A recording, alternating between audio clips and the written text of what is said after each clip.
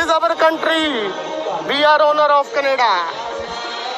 Khalistan, this is our country. Go back to Europe. Go back to England.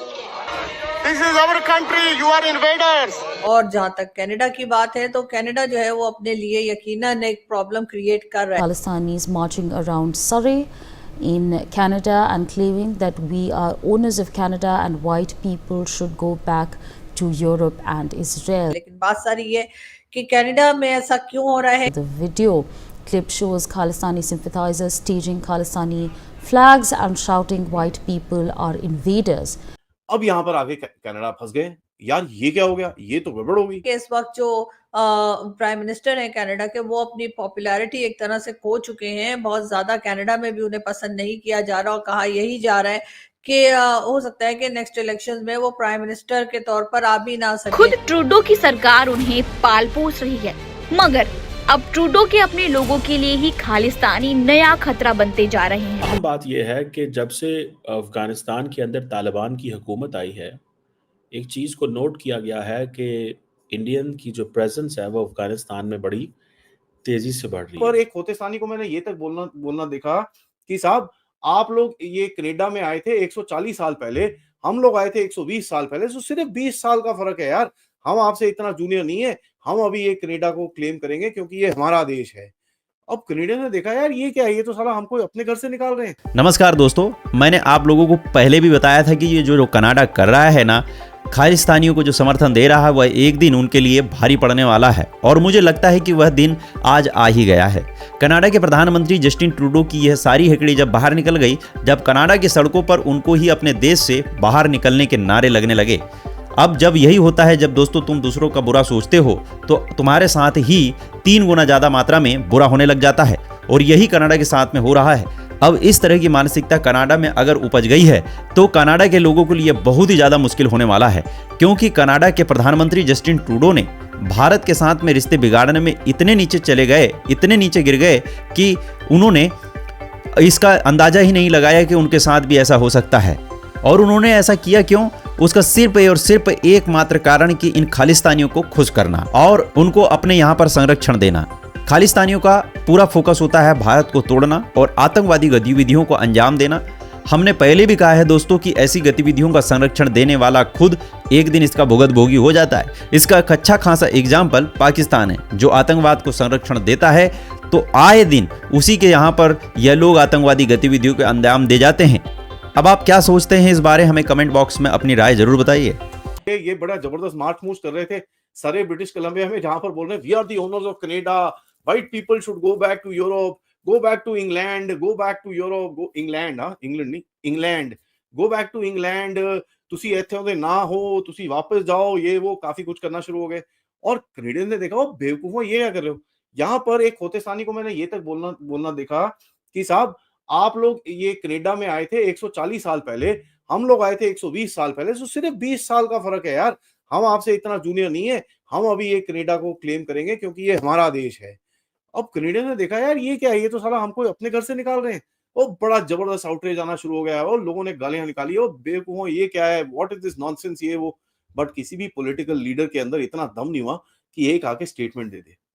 यहाँ पर कुछ जो mid line, जो सेंटर लाइन खोतेस्तानी है, एक बंदा है गुरप्रीत सहोता, उसकी तरफ से एक स्टेटमेंट आता है, कहता है ये जो बंदा बात कर रहा है इसका नाम है इंडी जायसवाल, इसका कोई एक सोशल मीडिया इन्फ्लुएंसर है, इसका कोई कनेक्शन नहीं है गैदरिंग शैदरिंग का, उसको जरा आप अपने आप ही अकाउंटेबल कर लो, अरेस्ट करना है कर लो, हमारा कोई लेना देना नहीं है, हम किसी भी पूरी गैदरिंग की तरफ से ऐसा कुछ नहीं हुआ। अब यहाँ इस बेवकूफ से मैं यही सवाल पूछना चाहूंगा, जरा एक चीज बताओ, रॉन बैनर्जी भी था ना जिसने काफी सारी चीजें बोली थी कि भाई इंडियन आर्मी को जाके अभी अटैक करना चाहिए कनाडा में, ये वो एंड ऑल दैट स्टफ। आपने तो पूरी कम्युनिटी को ब्लेम कर दिया था, वो उसका पर्सनल ओपिनियन नहीं था, लेकिन ये इसका पर्सनल ओपिनियन है। अब मेरे को लगता है ना कनाडा में जो पैर रखता है ना जाके, ये स्पेशली जो खोतेस्तानी के नट बोल्ट गिर जाते हैं नीचे, ठीक है, नट बोल्ट या तो है ही नहीं, पैदा ही नहीं हुए थे इनके साथ, अब इनके नट बोल्ट गिर जाते हैं। अब थोड़ी पैंटें थोड़ी ढीली बांधनी शुरू करो यार, पीछे जो तुम्हारा ब्रेन है उसके अंदर खून नहीं जा रहा है, इनको ये चीज अकल आनी चाहिए। चाइनीज चैटर के हिसाब से आप देखो, मैं ये बड़ा इंटरेस्टिंग सी चीज बताऊंगा, चाइनीज भी बड़ा मस्ती करते हैं बीच में। चाइनीज चैटर अगर आप देखें, जो सोशल मीडिया में इनकी बात चल रही है, मैं देखता रहता हूँ, आप कैसे देखता हूँ वो छोड़ दीजिए। कहते हैं कि ये जो भारत कनाडा का चक्कर है ना, जो डी डॉलराइजेशन के चक्कर में हो रहा है, मैं बोलता हूँ मतलब ये चाइनीज का ना डी डॉलराइजेशन की वजह से हो रहा है, ये हो रहा है, वो हो रहा है, पता नहीं कहाँ कहाँ से किस लॉजिक को उठा के कहाँ चेप देते हैं। भाई साहब, चाइनीज को मैं एक ही चीज रिक्वेस्ट करूंगा, यार अपना घर देख लो, ठीक है? तुम्हारे बहुत हालत खराब है तुम्हारी, डी डॉलराइजेशन तो कहाँ करोगे, तुम तो बिके हुए हो अमेरिकन के हाथ में, ठीक है? उन्होंने तुमको डॉलर देने, तुमने बोलना भैया जंप मैं कर रहा हूँ, कितना कूदूं जरा बताओ। ये तो शी जिनपिंग की हालत है। तो भारत की तरफ जरा आप अपनी नजर दूर ही रखो, कोई इसके अंदर हमको नहीं है। कनाडा क्या, हम किसी को भी आराम से खेल जाएंगे, हमको कोई प्रॉब्लम नहीं है।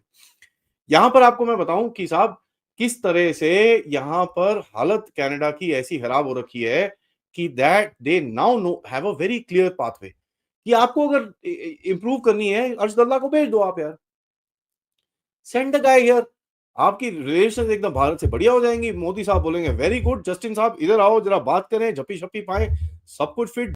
जाहिर है जो खालिस्तान की हम आवाजें सुनते हैं वो हमें कनाडा से, यूरोप से, अमेरिका से, दूसरी कंट्रीज से तो सुनाई देती हैं, लेकिन भारत के अपने अंदर से हमें नहीं सुनाई देती। बहुत से लोग हमारे पास ऐसे आए जिनका ताल्लुक सिख कम्युनिटी से था, और उनसे भी जब मैंने बात की और उनसे खालिस्तान के बारे में पूछा तो उन्होंने यही कहा कि उन्होंने भारत के अंदर कोई इस किस्म की बात नहीं सुनी है, या फिर इतना स्ट्रांगली नहीं सुनी है, या बहुत ज्यादा लोग उनको दिखाई नहीं दिए ऐसे जो खालिस्तान की बात कर रहे हो। पाकिस्तान को इस वक्त जरूरत इस बात की है कि वो बजाय खालिस्तान के लोगों को सपोर्ट करने के भारत के साथ अच्छे टर्म्स बनाए। और जहां तक कनाडा की बात है, तो कनाडा जो है वो अपने लिए यकीनन एक प्रॉब्लम क्रिएट कर रहा है इस वक्त। भारत जिस जगह पर है, या भारत की जो पोजीशन इस वक्त है, उसमें हर कंट्री जो है वो भारत से बात करने की कोशिश कर रही है। हर कंट्री जो है भारत के साथ कोई काम करने की, कोई प्रोजेक्ट्स करने की, या कहीं ना कहीं भारत के साथ दिखाई देने की कोशिश कर रही है। और ऐसे में अगर पाकिस्तान हो चाहे कनाडा हो, अगर वो खालिस्तान वालों के साथ दिखाई देंगे तो मेरा ख्याल है कि ये उनके लिए अच्छा नहीं होगा। अगर हम बात करें कनाडा की, तो बहुत हैरत है कि कैनेडियन प्राइम मिनिस्टर ना सिर्फ ये कि पूरी तरह से कुल खुला के सपोर्ट कर रहे होते हैं खालिस्तान वालों को, बल्कि या खालिस्तान की डिमांड करने वालों को, बल्कि वो उनके लिए भारत के साथ लड़ने के लिए या भारत के ऊपर एलिगेशंस लगाने से भी पीछे नहीं रह रहे।